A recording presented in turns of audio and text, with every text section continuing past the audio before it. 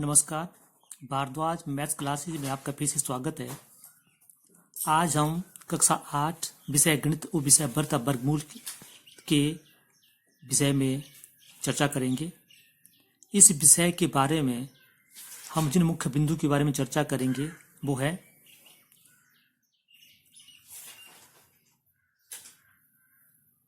वर्गमूल ज्ञात करना तथा पाइथागोरस त्रिक। इसके अन्य बिंदु वर्ग क्या होता है, उसको कैसे प्राप्त करते हैं, संख्या के वर्ग में इकाई का अंक क्या होता है तथा पूर्ण वर्ग संख्या क्या होती है। इसका अध्ययन हम पिछली कक्षा में कर चुके हैं। आज हम करेंगे कि द्विसंख्या का वर्गमूल कैसे प्राप्त करते हैं, वर्गमूल क्या होता है तथा पाइथागोरस त्रिक क्या होता है। ठीक है, सबसे पहले बात करते हैं हम वर्गमूल के बारे में।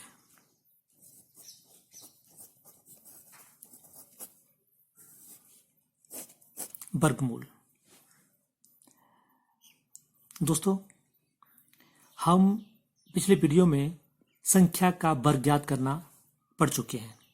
ठीक है, किस संख्या का वर्ग प्राप्त करना उस संख्या को संख्या से गुणा करने से है। उदाहरण के तौर पर मान लो मेरे पास 81 दिया गया है, 81 का हमें वर्ग निकालना है, तो 81 को हमें 81 से गुणा करना होता है। ठीक है, 81 को 81 से गुणा करने के ऊपर हमें प्राप्त होता है 6561। ठीक है, तो इसको हम पूर्ण वर्ग संख्या कहते हैं। ये हमारे पास क्या है, संख्या है, इसको इसी संख्या से गुणा करते हैं तो ये इसका क्या है, संख्या का वर्ग है और ये इसकी पूर्ण वर्ग संख्या आती है। ठीक है, ये संख्या का वर्ग और ये हमारे पास है पूर्ण वर्ग संख्या। ठीक है, अब बात करते हैं वर्गमूल की। वर्गमूल हमारे पास दो शब्दों मिला बना वर्ग जमा मूल, अर्थात पूर्ण वर्ग संख्या जिस मुख्य संख्या या मूल संख्या से हमें प्राप्त होती है वो उसका वर्गमूल कहलाता है। जैसे 6561 हमें 81 के वर्ग से प्राप्त होती है, तो 6561 का 6561 का वर्गमूल क्या होगा, 81 होगा। दोबारा से रिपीट कर रहा हूं, किसी संख्या पूर्ण वर्ग संख्या जिस मूल बिंदु से प्राप्त होती है, जिस मूल संख्या से प्राप्त होती है हमें, ठीक है, अर्थात जिस संख्या के वर्ग करने के ऊपर जो संख्या प्राप्त होती है वो मूल बिंदु, वो मूल संख्या, उस संख्या का वर्गमूल कहलाता है। अब वर्गमूल को प्राप्त करने के लिए हमारे पास दो विधियां हैं। नंबर 1 अभाज्य गुणनखंड विधि और दूसरी है हमारे पास विभाजन विधि। ठीक है, सबसे बात करते हैं अभाज्य गुणनखंड विधि से। इस विधि में हम क्या करते हैं कि जिस भी संख्या का हमें वर्गमूल निकालने के लिए बोला जाता है, सबसे पहले हम उसके अभाज्य गुणनखंड बनाते हैं। गुणनखंड का मतलब है ऐसे खंड, ऐसे टुकड़े जो उसके गुणा में रहते हैं तथा वो टुकड़े कैसे होते हैं, अभाज्य होते हैं। ठीक है, पहले बात करते हैं अभाज्य संख्या की। जिसकी बात करते हैं पहले अभाज्य संख्या की। अभाज्य संख्या वो संख्या होती है जो केवल और केवल स्वयं से ही विभाजित होती है। जैसे 2, 3, 5, 7, 11, 13, 17, 19, 23, इस तरह की सारी संख्याएं जो है वो अभाज्य संख्या कहलाती है, क्योंकि सारी संख्या जो है स्वयं से भाग होती है। 2 स्वयं से भाग होता है, 3 स्वयं से भाग होता है और किसी भाग नहीं होता, 5 स्वयं से भाग होता है, किसी भाग नहीं होता। एक उदाहरण से मैं बता सकता हूं कि ये कि अभाज्य संख्या को कैसे समझ जाता है। उदाहरण के तौर पर मान लो मेरे पास संख्या 9 है, क्या ये अभाज्य संख्या है? सोचो। हाँ जी, ये अभाज्य संख्या नहीं है। क्यों? क्योंकि 9 जो है वो 3 से भाग होता है, 9 जो है वो 9 से भाग होता है। ठीक है, क्योंकि अभाज्य संख्या का हमारे पास परिभाषा है कि वो संख्या जो सिर्फ और सिर्फ स्वयं से मतलब खुद से ही भाग। मान लो हमें अभाज्य गुणनखंड विधि से 6561 का वर्गमूल ज्ञात करने के लिए कहा जाए, तो हम अभाज्य गुणनखंड विधि से कैसे करेंगे? ठीक है, सबसे पहले एक चीज यहाँ पर ध्यान देने वाली है कि 6560 का वर्गमूल ज्ञात करना। याद रखिए कि वर्गमूल लिखने के लिए हम एक चिन्ह का इस्तेमाल करते हैं। वो चिन्ह कुछ इस प्रकार का होता है हमारे पास, वर्गमूल का चिन्ह। ठीक है, जैसे हम लिखेंगे 6561 का वर्गमूल। इसको ऐसा नहीं लिख के हमें ऐसे लिख सकते हैं, इसको 6561 का वर्गमूल। ठीक है, अब इस वर्गमूल प्राप्त करके हम यहाँ लिखेंगे, तो उसको अभाज्य गुणनखंड विधि से हम कैसे करते हैं? सबसे पहले यहाँ पर 6561 का के हम क्या करेंगे, इसके अभाज्य गुणनखंड बनाएंगे। अभाज्य गुणनखंड मतलब 2 में, 3 में, 5 में, 7 में, 11 में, इस तरह से। ठीक है, ठीक है, अभी अभाज्य गुणनखंड बनाने के लिए हम सबसे पहले शुरुआत करते हैं 2 से। क्या ये संख्या 2 से भाग होती है? जी नहीं, 2 से वो संख्या भाग होती है जिसकी इकाई में 2, 4, 6, 8 होता है या 0 होता है, वो 2 से भाग होती है। तो ये संख्या 2 से भाग नहीं होती है। क्या संख्या 3 से भाग होती है? 3 से भाग देखने के लिए हम क्या करेंगे, अंकों का योग करते हैं। 6 और 5 11, 11 5 तार और 1 18। 18 जो 3 से भाग होता है, इसलिए ये संख्या भी 3 से भाग होती है। तो गुणनखंड बनाने की सबसे आसान विधि है, जल्दी होती है से 3 2 6, 1 3 3, 2 बच गया, 8 3 24, 2 बच गया, 7 3 21, 2187 आ गया। अब दोबारा से, क्योंकि 2 से भाग होते नहीं, अब 3 से ही कर रहे हैं हम। अब 3 से क्या 3 से भाग होती है, दोबारा से अंकों का योग करो, 2 और 1 3, 8 3 11 और 7 18। 18 3 से भाग होता है, इसलिए ये संख्या 3 से भाग होती है। 7 3 21, 7 21, उसके बाद 8 से 3 2 6, बचा 2, 9 3 27। ठीक है, ये दोबारा 3 से भाग होती है, क्योंकि 7 2 9, 9 9 18, 18 जो 3 से भाग होता है, इसलिए संख्या भी 3 से भाग होती है। 3 2 6, 1 7, 4 3 12 और 3 3 9। ये दोबारा 3 से भाग होती है। देखो हम अभाज्य गुणनखंड बढ़ते जा रहे हैं इसके। 3 8 3 24, 1 3 3, 3 3 2 6, तो 2 8, 7 3 21, 3 से 9 3 27। अब और जी होता जाएगा 3 3 3 9, 3 3 1 3। ठीक है, तो सबसे पहले हम क्या करें, हमें जिसका गुणनखंड वर्गमूल निकालने के लिए बोला गया, सबसे पहले उसके क्या लिखे, उसके अभाज्य गुणनखंड लिखे। 1 2 3 4 5 6 7 8, 1 2 3 4 5 6 7 8। इस संख्या के ये अभाज्य गुणनखंड है, मतलब अभाज्य संख्या में खंड गुणा में, तो गुणा में सारे। ठीक है, अब इसका वर्गमूल निकालने के लिए हम कैसे लिखेंगे, 6561 का हमने वर्गमूल निकालना है। मैं ऐसे लिख रहा हूं, तो चिन्ह का इस्तेमाल कर रहा हूं, बराबर है। जब इसका वर्गमूल निकालेंगे तो उसका वर्गमूल निकलेगा, इसके खंडों का भी वर्गमूल निकलेगा। 4 5 6 7 8, तो इसका क्या निकलेगा, वर्गमूल। अब वर्ग निकालने के लिए हम क्या करेंगे, जो हमने इसके अभाज्य गुणनखंड बनाए हैं उनके क्या करेंगे, हम जोड़े बनाएंगे, युग्म बनाते हैं। 1 2 3 4। फिर क्या करते हैं, हर एक युग्म से हम क्या करता है, 1 अंक लेते हैं। इसके लिए 1 अंक गुणा, इसके लिए 1 अंक गुणा, इसके लिए 1 अंक, अर्थात इसका ऐसे। ठीक है, और इसके बीच में जो गुणा वैसे रहेगा। ठीक है, अब क्या करते हैं, अब जो हमारे पास, जैसे हम इसके जोड़े का 1 ले लिया, तो अर्थात ये वर्गमूल यहाँ पर खत्म हो गया हमारे पास। ठीक है, अब जो हमारे पास ये प्राप्त हुआ है, इसको हम गुणा करिए। 3 3 9, 9 3 27, 27 81। तो इस प्रकार हम अभाज्य गुणनखंड विधि से द्वितीय संख्या का वर्गमूल ज्ञात कर सकते हैं, अर्थात 6581 का वर्गमूल हमारे पास 81 होता है। तो आप दे सकते हैं, मैंने पहले बोला 81 का जो वर्ग करते हैं तो हमारे 6561 आता है। तो ये पूर्ण वर्ग संख्या जिस संख्या के वर्ग से प्राप्त होती है, जिस मूल से प्राप्त हो, उसके वर्गमूल कहलाता है। ठीक है, इस प्रकार आप इस अभाज्य गुणनखंड विधि से किसी भी संख्या का वर्गमूल ज्ञात कर सकते हैं। अब हम वर्गमूल निकालने की दूसरी विधि विभाजन विधि करेंगे। ठीक है, दोबारा सुई सवाल लेते हैं ताकि आसानी से आपको समझ आए। 6561 लिया मैंने, इसका मुझे क्या निकालना है, वर्गमूल। ये वर्गमूल क्या प्राप्त होगा, तो इसको हम विभाजन विधि से करेंगे। मैं यहाँ कर रहा हूँ, देखो आप इसके स्टेप का ध्यान रखना है कि किस तरह करते हैं। पहला काम है हमारे पास, ऐसे लिखो और ऐसी 2 लाइन लगा दो। अब क्या करेंगे, हम इसके जोड़े बनाएंगे क्योंकि वर्गमूल जो है जोड़े पे आधारित होता है। और जोड़े बनाने का तरीका है, जोड़े ऐसे नहीं बनाने हैं इस डायरेक्शन से।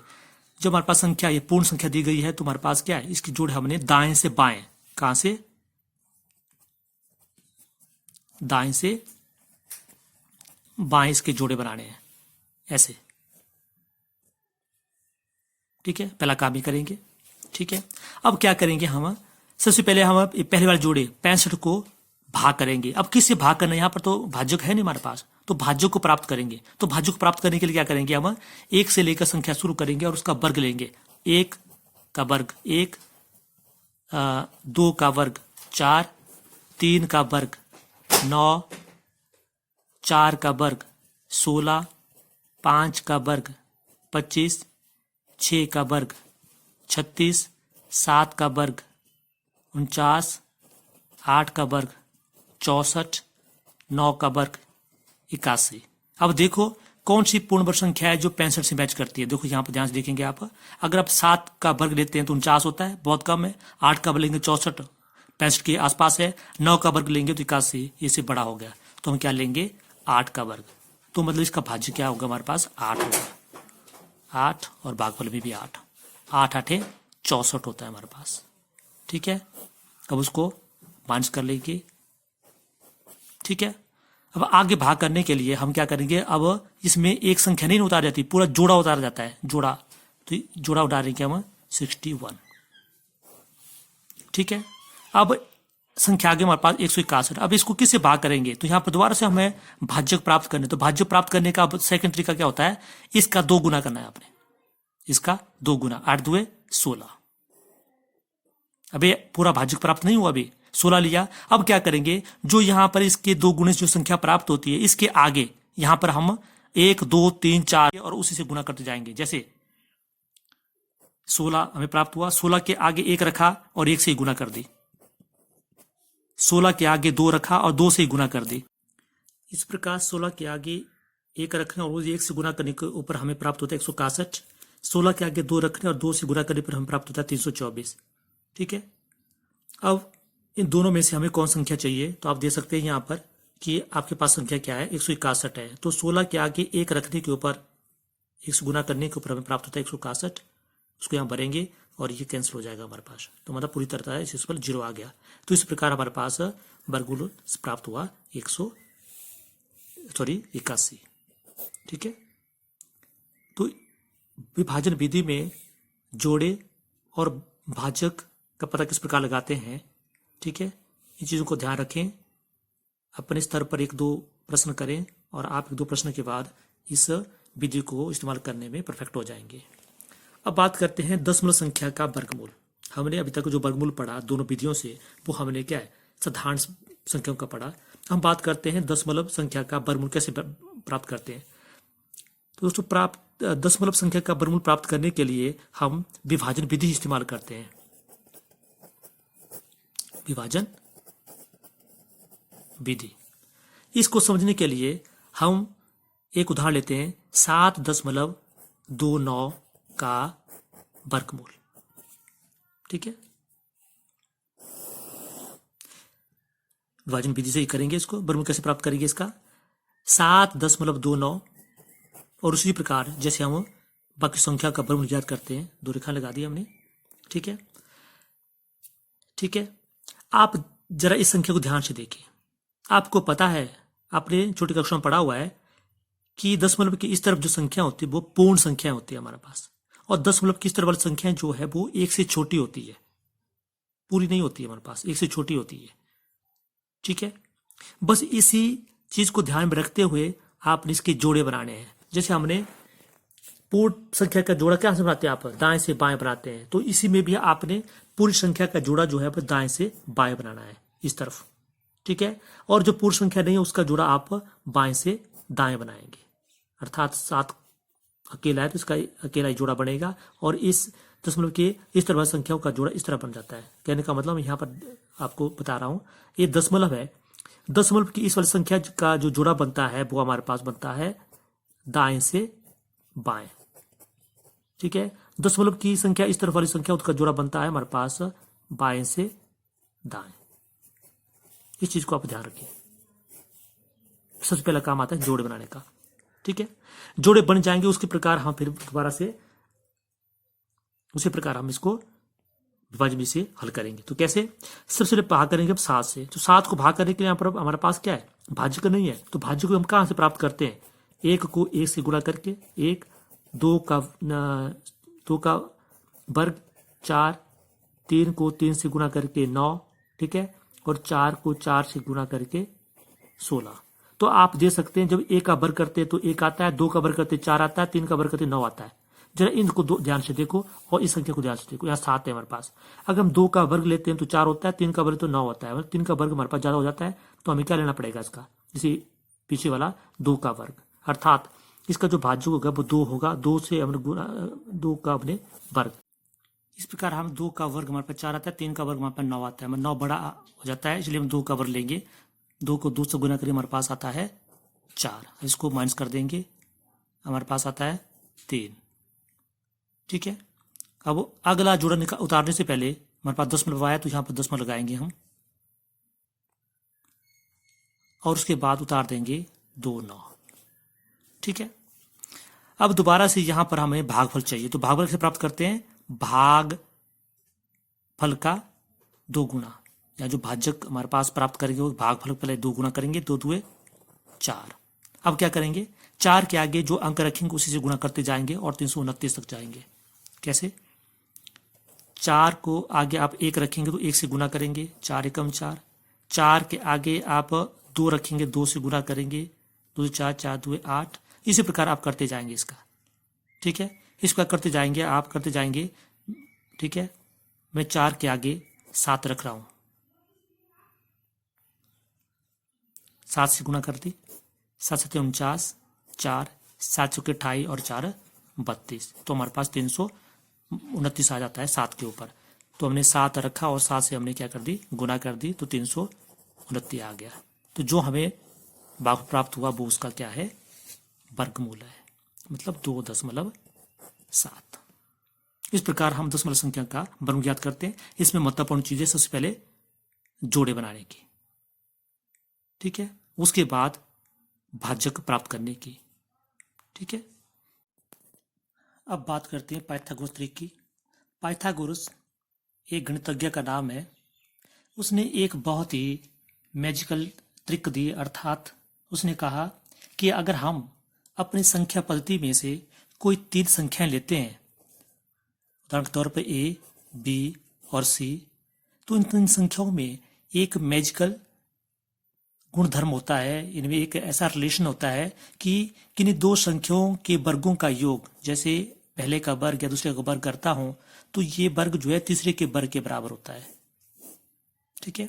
उदाहरण के तौर पर मान लो मेरे पास संख्या ले ली मैंने 3 4 और 5। इन 3 संख्याओं में से मैं कोई 2 संख्याओं के वर्गों का योग लेता हूं, जैसे 3 का वर्ग जमा 4 का वर्ग लेता हूं, ठीक है। 3 3 9, 4 चौके 16 बराबर है 25। 25 जो है हमारे 5 के वर्ग के बराबर होता है, अर्थात किन्हीं 2 संख्याओं के वर्गों का योग जो है वो 3 संख्या के वर्ग के बराबर होता है। तो ये संख्याएं जो है वो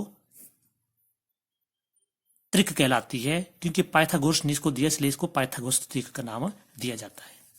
अब पाइथागोरस त्रिक को निकालते कैसे हैं, आपको पेपर में एग्जाम में किस तरह का क्वेश्चन आता है, तो आपको इस तरह का क्वेश्चन आता है कि पाइथागोरस त्रिक लिखिए जिसका एक सदस्य m है। इसको ज्ञात करने के लिए पाइथागोरस ने एक सूत्र दिया कि की त्रिक को कैसे निकाला जा सकता है। उसने 3 त्रिक को निकालने के लिए एक सूत्र दिया, वो है 2m, m का वर्ग जमा 1 तथा m का वर्ग नफी 1।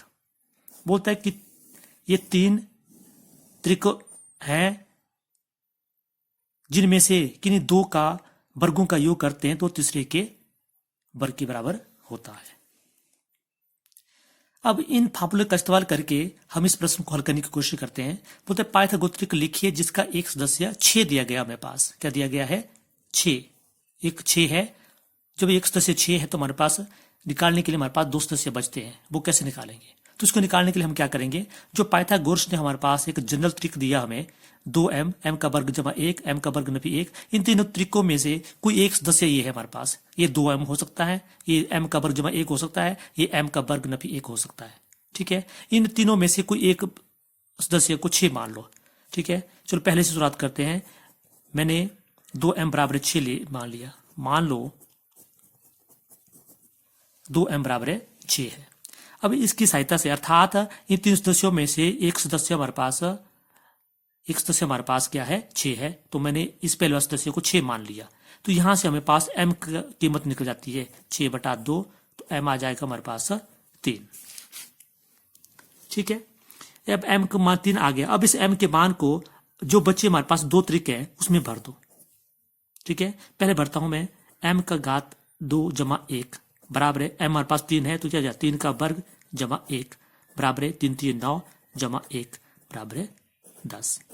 दूसरा त्रिक हमारे पास 10 निकल जाता है। तीसरे में भी इसी को मान को भरो, क्योंकि m का मान इसमें भर दो तो आ जाएगा हमारे पास 3 का वर्ग नफी 1 बराबर है 3 3 9 नफी 1 बराबर है 8। तो इस स्थिति से हमें एक त्रिक 6 दिया गया है, तो इसकी सहायता से इन फार्मूले का इस्तेमाल करके हम निकाल सकते हैं कि दूसरा त्रिक और तीसरा त्रिक। इस प्रकार हमारे पास 3 त्रिक प्राप्त होते हैं। एक त्रिक दिया होता है, इसकी सहायता से हमने दूसरा त्रिक निकाल लिया 8 और तीसरा त्रिक निकाल लिया हमने 10। तो आप चेक कर सकते हैं आप इसको कि बाकी में त्रिक में तो आप देख सकते हैं कि 6 का वर्ग जमा 8 का वर्ग 10 के वर्ग होना चाहिए, तभी हमारे पास 6, 8 और 10 जो है त्रिक कहलाएंगे पाइथागोरस के। ठीक है, तो 6 6 36 और 8 8 ये 64 होता है बराबर है 100, और 100 जो हमारे पास 10 का वर्ग होता है। तो अर्थात 6, 8 और 10 क्या है? पाइथागोरस त्रिक है। इस प्रकार आप अनेक प्रश्नों को भी हल कर सकते हैं। धन्यवाद।